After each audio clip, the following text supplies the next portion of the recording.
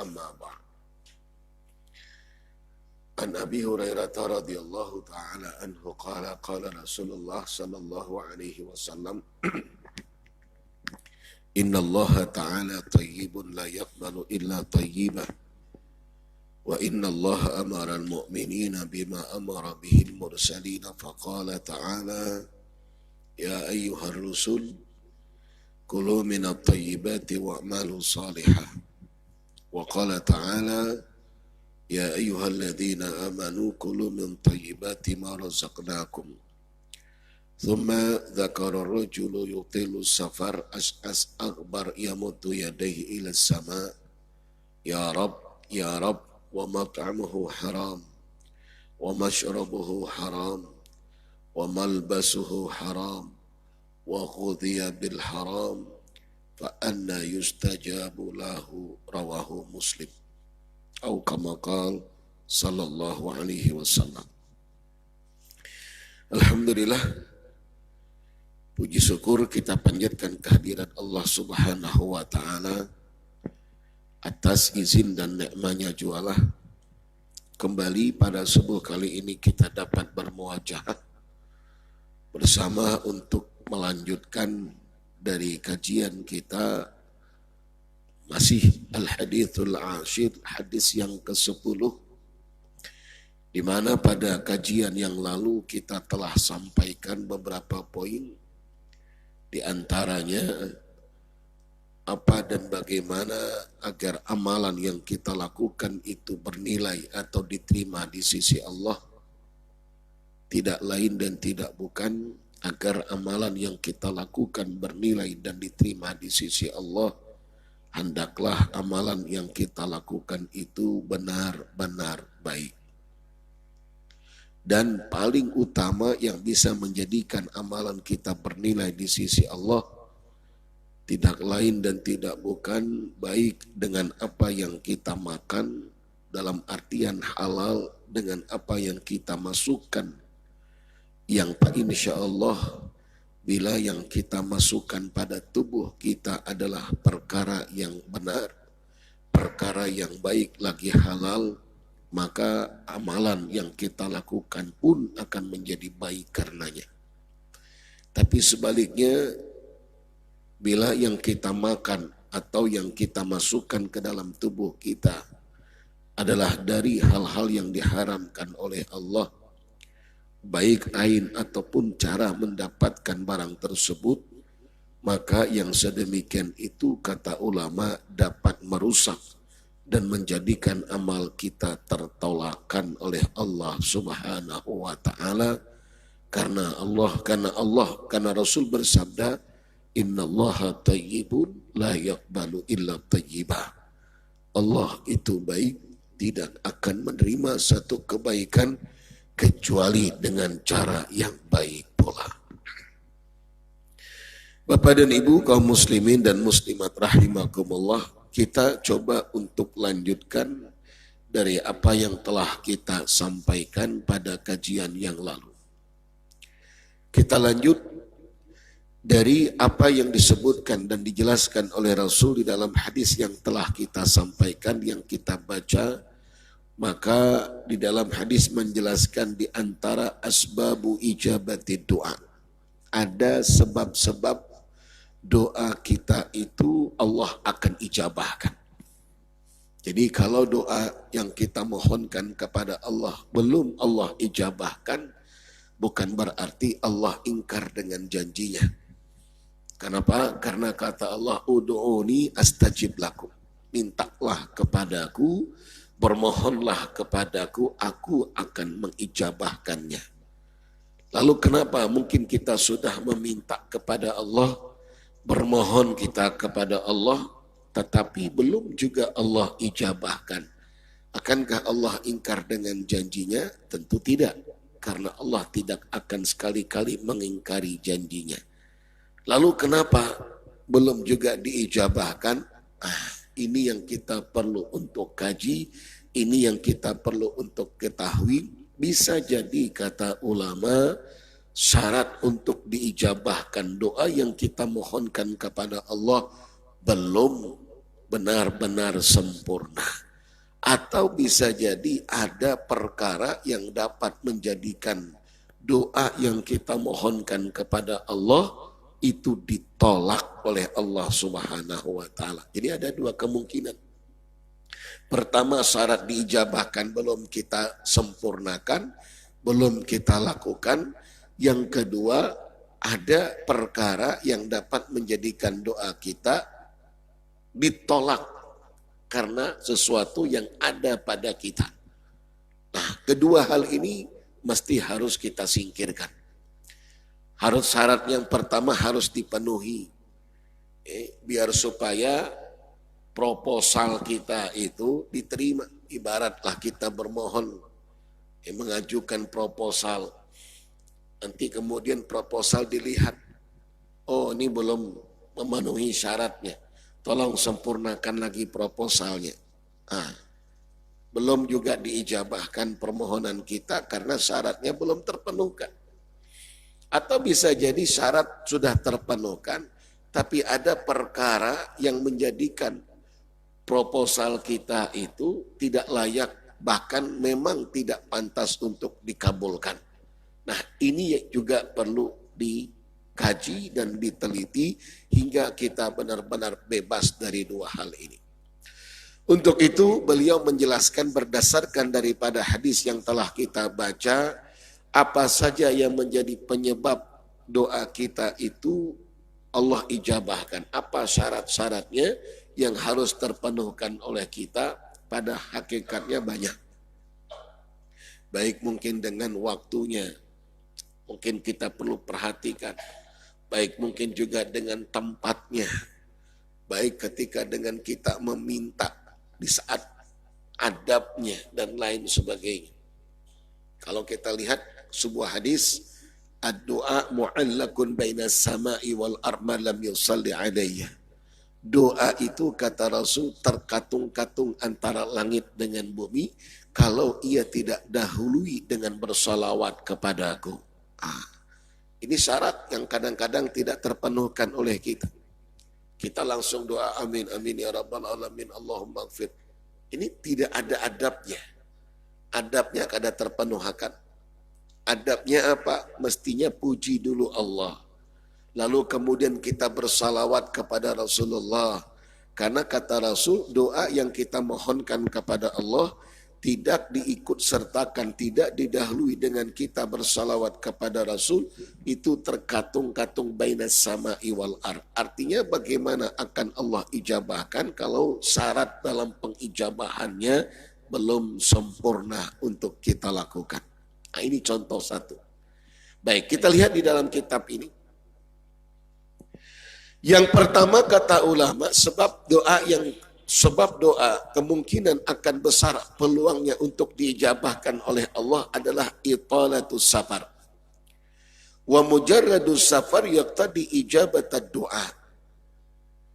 Faqad rawa Abu Daud wa Ibnu Majah wa Tirmidzi min hadisin Abi Hurairah radhiyallahu ta'ala an, thalathu da'awat mustajabat la syakka fihim, da'watul mazlum wa da'watul musafir wa da'watul walid liwaladih. Di antara doa ada peluang untuk diijabahkannya oleh Allah itu sebab karena italatus safar. Kita dalam bepergian. Mana dasar dalil yang menyebutkan bahwa peluang besar doa yang kita mohonkan kepada Allah itu akan Allah ijabahkan dan Allah kabulkan ketika kita dalam melakukan perjalanan jauh. Lihat di antaranya mujarradus safar, ya tentu safar-safar yang minimal mubah, bukan safar-safar yang haram. Karena safar itu sendiri ada macamnya. Ada safar yang hukumnya wajib. Seperti orang yang menuntut ilmu itu safar-safar wajib. Seperti orang yang melaksanakan ibadah haji yang pertama itu safar-safar wajib. Itu safar wajib hukumnya. Jadi tidak boleh untuk dihalangi. Ada suami sekalipun andai melarang istrinya untuk melaksanakan ibadah haji, tapi haji yang pertama, kada wajib kita mentaatinya. Kenapa? La ta'ata li makhluk fi maksiatillah. Tidak wajib mentaati makhluk kalau yang diinginkan itu bermaksiat kepada Allah. Bujana laki aku kada izinkan, kau tolak. Tapi perjalanan kita perjalanan wajib. Karena kita berangkat ini untuk menunaikan ibadah haji. Dan hajinya bukan haji sunnah, tapi haji wajib. Tidak mungkin ibadah haji bisa terlaksana amun kita kadang melakukan perjalanan. Berarti perjalanan ini wajib untuk kita lakukan. Dan Allah perintahkan, walillahi 'alan nasi hajjul baiti man istata'a ilaihi sabila.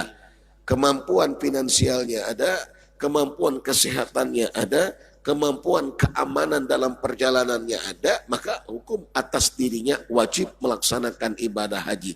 Laki umpama kada membolehkan, kada wajib mentaati laki. Tapi ingat kalau perjalanan hajinya bukan perjalanan yang wajib, sunnah. Mungkin haji nang kedua, haji nang ketiga, haji nang keempat. Ujana laki kada haram ibu melakukan perjalanan itu. Itu haram. Berarti kalau masih juga ngeyel, ngotot melakukan perjalanan, berarti perjalanannya perjalanan haram. Apalagi dengan niat yang kada baik.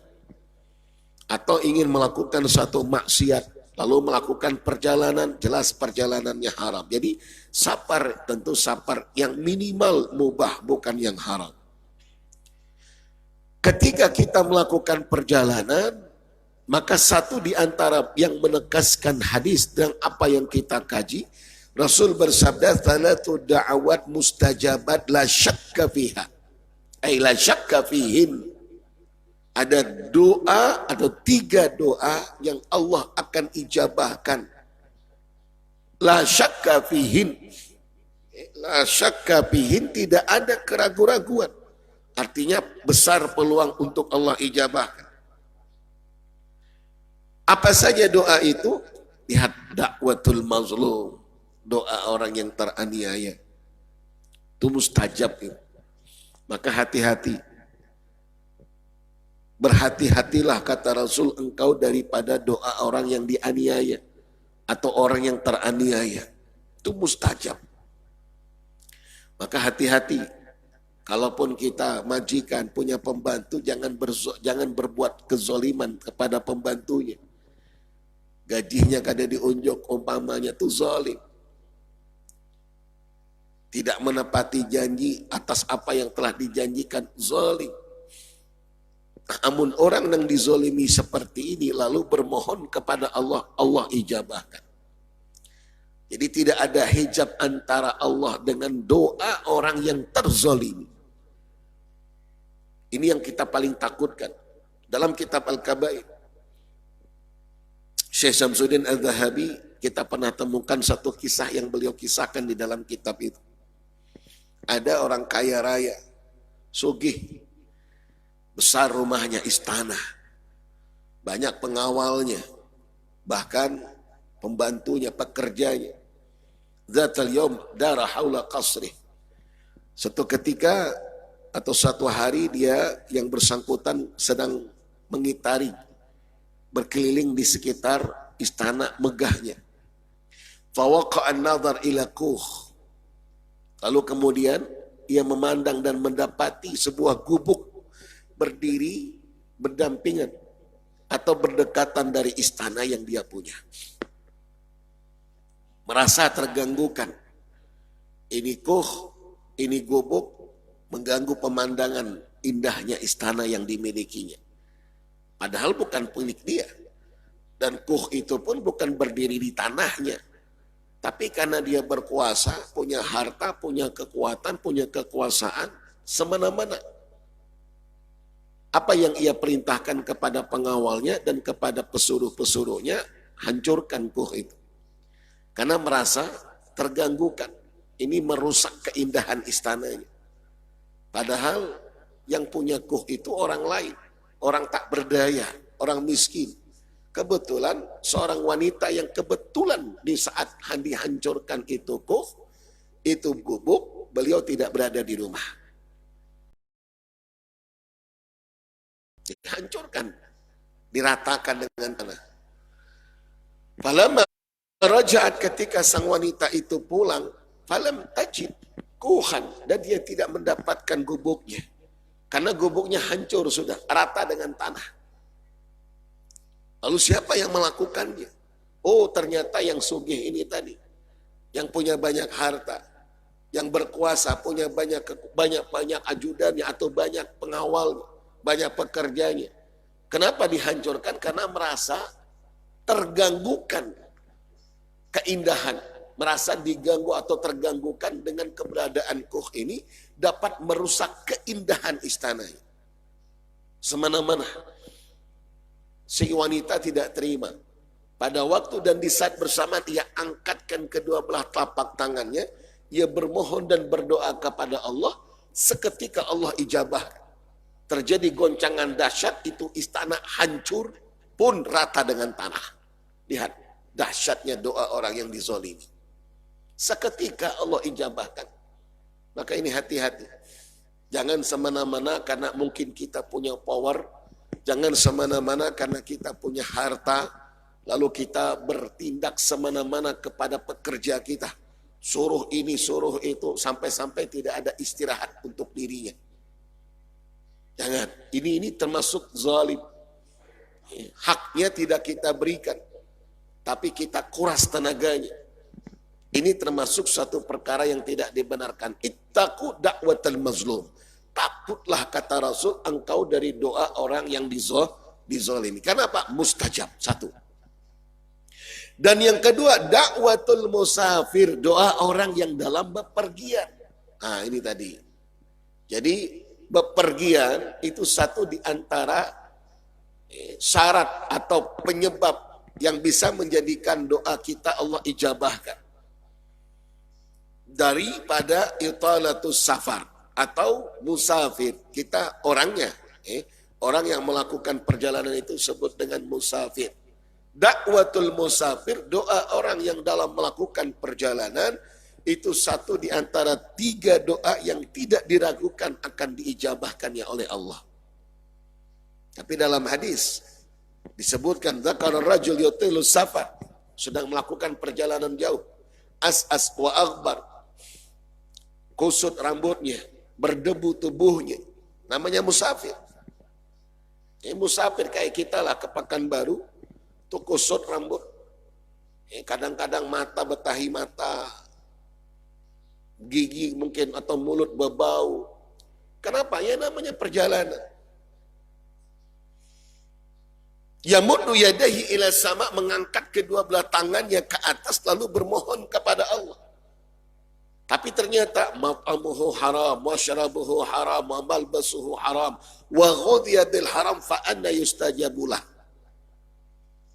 Ternyata ini musafir dia, mestinya kan diijabahkan oleh Allah. Tapi kenapa tidak diijabahkan? Ternyata ada penghalang yang dapat menjadikan doa itu tidak diijabahkan oleh Allah. Apa yang menjadi penghalangnya? Makanannya, minumannya, pakaiannya, semua dari barang-barang yang haram. Dari cara yang mendapatkan tidak sesuai dengan apa yang diajarkan oleh Allah dan Rasulnya. Ini yang menjadi penghalangnya. Lihat, ini satu di antara dakwatul mustajab, yaitu dakwatul musafir. Dan yang ketiga, dakwatul walid li waladi, doa orang tua kepada anaknya, terutama ibu-ibu. Jadi kadang-kadang Masya Allah ucapan kita selaku orang tua untuk anak itu Allah ijabahkan. Maka hati-hati dalam berucap. Kita kadang-kadang kada sadar, kada sesuai dengan keinginan kita yang dilakukan oleh anak, apa yang kita sambat macalnya anaknya, coba. Padahal anak kita sambat macal, bungul, bujur-bujur bungul lahirnya. Itu nang kita kada sadar. Kita kisah, ingat kisah Syekh Abdurrahman Sudais. Ini dikisahkan oleh para guru-guru kita. Syekh Abdurrahman Sudais waktu kecil.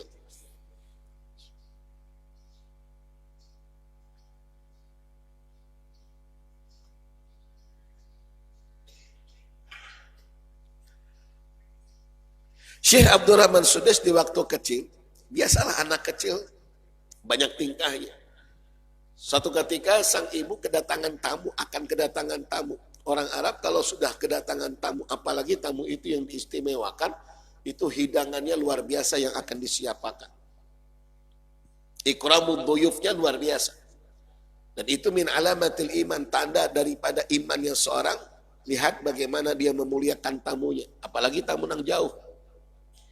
Disiapkan. Ingat bagaimana kisah Nabiullah Ibrahim alaihissalam. Tengah malam datang tamu yang kada dikenal. Tengah malam itu Allah kisahkan dalam Al-Quran. Datang tamu yang kada dikenal. Disuruh masuk, disambut. Kambing disembelihkan untuk menyambut, untuk menghidangkan jamuan bagi si tamu yang kada dikenal itu tadi. Itu Nabi Ibrahim. Kada dimakan. Aja Nabi Ibrahim kenapa kada dimakan? Makam sudah dihidangkan. Was-was. Barulah disebutkan inna Rasulullah. Kami adalah pesuruh Allah, kami malaikat. Malaikat kada makan. Nah, coba.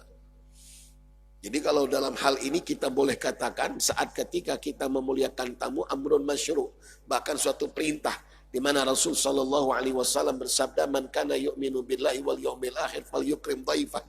Barang siapa yang beriman kepada Allah, lihat alamatul iman, tanda orang yang beriman itu satu di antaranya memuliakan tamunya.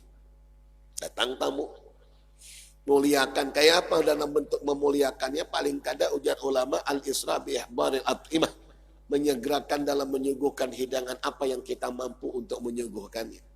Ini kada setengah jam bapandir kada juga keluar banyu. Hujung-hujungnya hanya ditakuni, itu pun betakunnya hendak minum kah kada kahnya. Ujar tamu kada, kamu kena bulik aja lagi. Lawas benar kada keluar banyu, minimal banyu lah paling kada. Makanya kita kadang-kadang datang tamu tuh banyu sudah tersedia, ayo silakan minum. Masalah kada minum kadanya itu tergantung tamunya lagi, yang penting kita sudah siapkan. Tapi kalau tamu jauh paling kada makanan yang kita siapkan. Ini tamu-tamu jauh, keluarga kita dari jauh datang ke rumah bersilaturahim. Amun kada menjamu dengan makanan yang istimewa, rasanya kada patut dan kada layak. Dijamu kita. Wadhiyafatu thalathatu ayyam, disebutkan dalam hadis 3 hari batas kita memberikan jamuan itu. Fama fauqaha fahiya sadaqatun. Lebih daripada itu tuh sedekah ujar ulama berdasarkan daripada hadis. Maka biasanya amun ada tamu datang kada lebih daripada 3 hari. Hari pertama itu nang hari jamuan istimewa.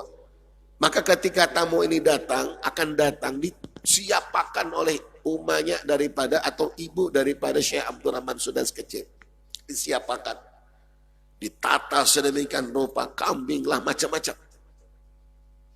Abdurrahman Sudas, Syekh Abdurrahman Sudas kecil ketika bermain di luar, apalagi kita tahu padang pasir dan lain sebagainya.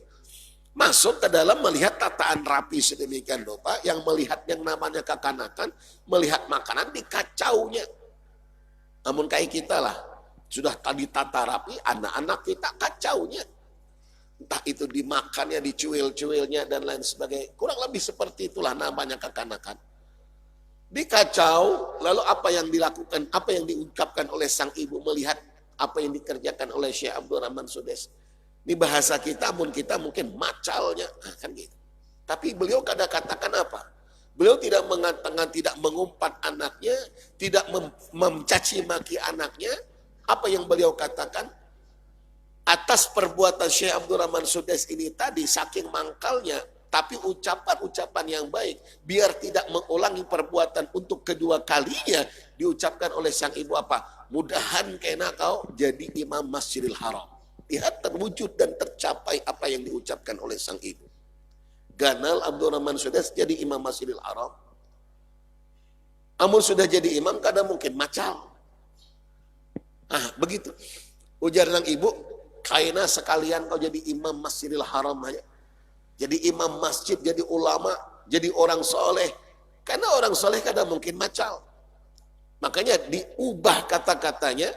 Andai kita melihat yang tidak baik, apa yang dilakukan oleh anak kita, doakan, ucapkan ucapan yang baik untuknya, dan itu doa. Jangan disambat macal, jadi anak apa, kayak apa, semacam-macam. dicaci maki sedemikian rupa, imbaham bujur-bujur macal anaknya.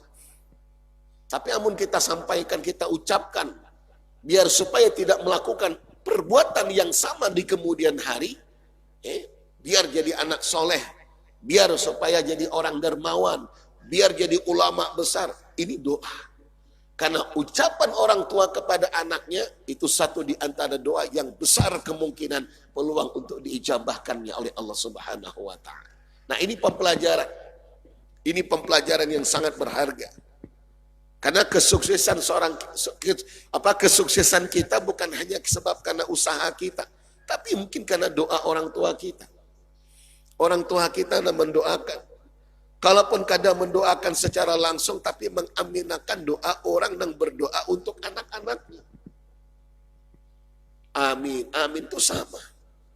Jadi kesuksesan kita tuh karena doa orang tua.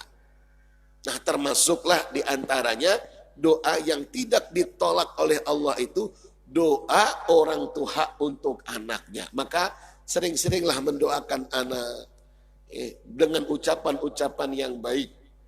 Dengan harapan di kemudian hari anak kita jauh lebih baik atau menjadi orang-orang yang saleh, khairun nas anfa'uhum linnas, yang bisa memberikan manfaat kepada orang lain.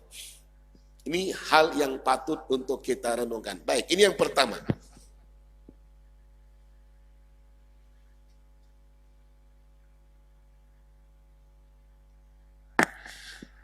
Yang kedua, kata ulama, husulu tabaddul fil libas wal hay'ah.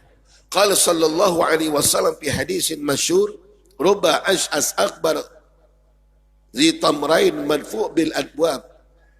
Law aqsama 'ala Allah la abarra. Wa qad kharaja an-nabiy sallallahu alaihi wasallam ila al-istisqa mutabaddilan mutawadhi'an mutadarri'an. Lihat, di dalam ketika kita berdoa dan memohon kepada Allah, mesti hendaklah dengan penuh ketawaduan, bukan dengan kesombongan dan keangkuhan. Makanya di saat ketika kita minta agar Allah turunkan hujan di dalam sholat istisqa, itu kan disuruh, dianjurkan agar kita memakai pakaian yang sederhana. Biar supaya apa? Kita benar-benar berharap kepada Allah. Tidak dengan keangkuhan dan kesombongan. Begitu juga dengan kita berdoa. Jangan angkuh, jangan sombong. Ketawaduan kita tanamkan. Kita benar-benar berharap. Coba kita lihat. Kita selaku orang tua nih. Lalu kemudian oleh anak kita datang, mak minta duit. Diunjuk kada? Kada diunjuk. Apa caranya kayak itu minta duit? Umpama nih. Sama orang tuanya wani angkuh, sombong, kada ada adabnya. Mungkin kita selaku orang tua kayak apa hendak mau unjuk. Kayak amun kayak itu cara memintanya. Tapi coba kalau dengan cara meminta yang baik, kata-katanya baik, tetap penuh dengan takzim, memuliakan kedua orang tuanya. Lalu dijelaskan dengan sebaik-baiknya, dengan tutur bahasa yang baik. Saya yakin orang tua akan terenyuh hatinya, iba dan akan memberikan apa yang dia pinta. Ini adab. Nah, begitu juga dengan Allah. Ketika kita meminta kita penuh dengan rojak, dengan harapan. Bukan dengan keangkuhan dan kesombongan. Bagaimana Allah akan mengijabahkannya kalau kita meminta kepada Allah dengan kesombongan? Ini contoh yang dipercontohkan oleh Rasulullah sallallahu alaihi wasallam. Wa qad kharajan nabi, Rasulullah keluar, artinya melakukan sholat istisqa, minta hujan, itu mutabaddilan, mutawadhi'an, mutadarri'an. Penuh dengan ketawaduan. Lalu kemudian menghinakan diri di hadapan Allah. Sadar dengan banyaknya dosa, meminta ampun. Nah, ini adab kita di saat kita berdoa. Jadi di samping perjalanan yang akan menjadikan syarat diterimanya ijabah kita sesuai dengan hadis. Ini kita sesuai dengan hadis, bukan dengan semata-mata ini, tapi masih banyak hadis-hadis yang lain. Ini diantaranya. Yang kedua, dengan ketawaduan dan kekhusyuan, benar-benar penuh dengan harapan saat ketika kita meminta kepada Allah. Dalam kitab La Tahzab, Iyad Qarni ya, kalau tidak khilaf penulisnya. Itu dalam kitab La Tahzan, jangan bersedih. Itu sudah diterjemahkan ke dalam bahasa kita Indonesia. Saya terbacakan sebuah kisah yang dinukilkan oleh beliau di dalam kitab itu. Jadi beliau mengisahkan dalam perjalanan sekelompok ataupun penumpang ada di pesawat. Maka pesawat ini amun gugur sudahlah, kan ada harapan lagi. Amun mobil mati mesinnya masih berharap bisa kawah hidup. Itu amun mobil, amun kapal tenggelam masih ada harapan bisa kawah berkunjung. Tapi amun sudah pesawat, kan ada kisah lagi. Mati mesin di atas, gugur ke bawah, hilang sama sekali. Itulah kasus-kasus yang sudah ada. Apa yang beliau kisahkan? Jadi sebuah pesawat yang berisikan penuh dengan penumpang ketika melakukan suatu perjalanan. Di atas ada goncangan, ada terjadi gangguan atau kerusakan lah mesinnya. Mati mungkin kerusakan, mati sebelah mungkin, atau matilah satu mesin. Itu mencirok turun ke bawah. Artinya galau lah, ada kerusakan di atas ketika berada di ketinggian. Dan diumumkan, apa biasanya pramugari atau pilot atau kapilotnya, untuk mengencangkan sabuk pengamannya, duduk di tempat duduk masing-masing. Pokoknya instruksinya seperti itu untuk keamanan. Masker pun kalau bukan masker atau oksigen keluar, kan biasanya begitu, otomatis. Ya, sehingga begitu rasa takut yang luar biasa. Bakuciakan semuanyaan, anaknya apa coba ya biar supaya selamat.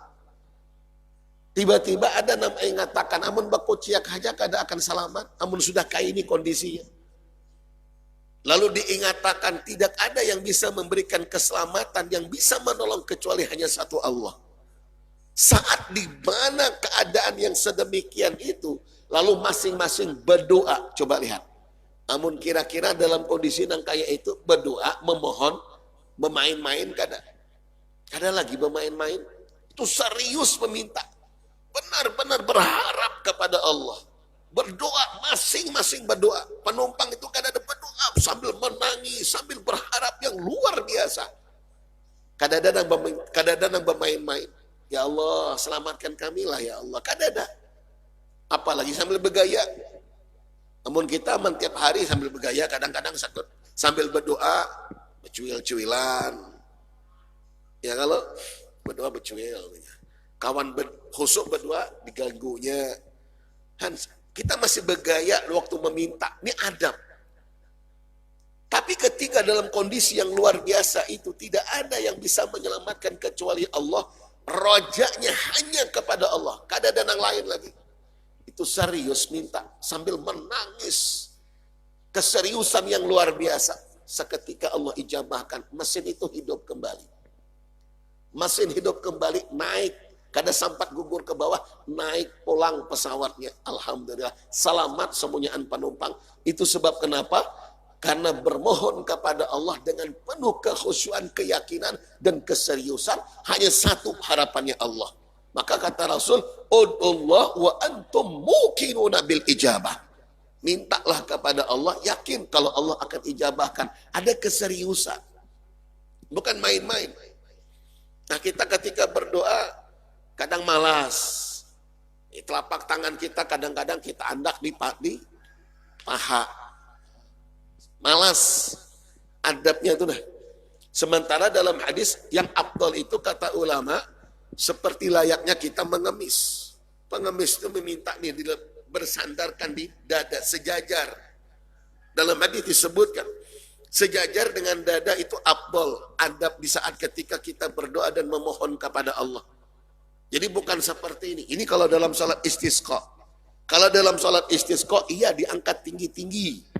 Sebab dalam hadis disebutkan hatta yura bayadu ibtih. Sampai terlihatkan ketiak Rasul putih warnanya. Ketiak Rasul putih, amun kita makam hirang. Itu dalam hadis. Artinya, kalau sampai terlihatkan ketiak Rasul, berarti Rasul mengangkatnya tinggi. Maka kata ulama dalam salat istisqa, okelah tinggi. Tapi selain daripada istisqa, itu sunat sejajar dengan dada. Bukan di bawah paha atau di atas paha. Nih kita di atas paha berdoa. Kuler benar mengangkat tangan. Ini serius kada ujar Allah meminta. Bujur juga kehendak ujar Allah. Jangan-jangan cuma sekadar-sekadarnya hanya. Kayak apa Allah hanya mengijabahkan adab kita. Raja kita kurang kepada Allah. Nah maka ya, biar supaya nampak keseriusan itu letakkan sejajar dengan dada. Lalu kemudian apa dan bagaimana? Apakah dengan merapatkan atau dengan meranggangkan? Ujar ulama, kalau guru saya bilang rapatakan itu afdal dibandingkan dengan meranggangkan, tapi merapatakan.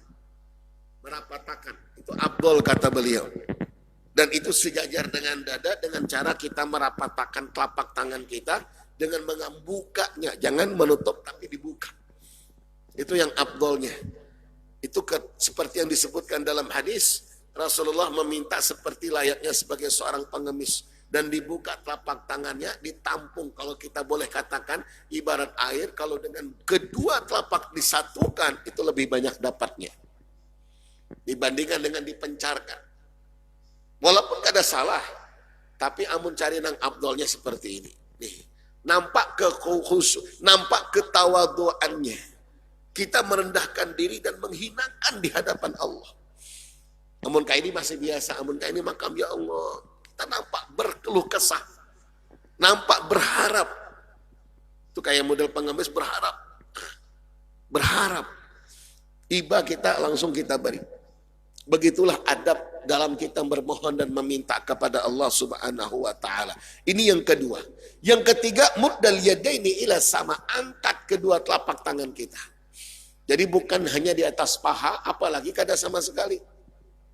Tapi diangkat mudda yadaini ila sama wa huwa min adabi doa, sebagaimana yang diriwayatkan oleh Imam Ahmad dan Abu Daud dan Imam At-Tirmidzi dari hadis Salman Al-Farisi radhiyallahu taala an Nabi sallallahu alaihi wasallam qala innallaha ta'ala hayyun karim yastahi idza rafa'a ar-rajul ilaihi yadayhi ay yaruddahuma sifran khaibatain. Ujar Rasul, Allah itu hayyun karim, hidup dan mulia. Yastahi, malu Allah itu, malu. Idza rafa'a ar-rajul ilahi, ketika seorang mengangkat tangan kepadanya, artinya berdoa dan bermohon, ayyaruddahuma sifran khaibatain. Lalu kemudian Allah tolak tanpa ada satu pun yang Allah berikan kepadanya. Allah malu. Tuh Allah malu disebutkan oleh Rasulullah. Malu Allah kalau sampai hambanya mengadahkan kedua belah telapak tangannya, meminta dan berdoa, tapi Allah kada kabulkan. Allah malu. Kenapa? Karena Allah yang menyuruh, ud'uni astajib lakum. Mintalah kepadaku, kata Allah. Sudah hambanya minta, kada dikabulkan. Sementara syarat-syaratnya sudah terpenuhkan. Yang menghalangi dalam pengijabahan tidak kita temukan. Malu Allah kada mengabulkannya. Yastahi, Allah malu. Maka Allah akan beri. Kayak kita lah, kalau seandainya ada nih, sudah terpenuhkan syaratnya. Dijanjikan sudah. Lalu tiba-tiba orang meminta.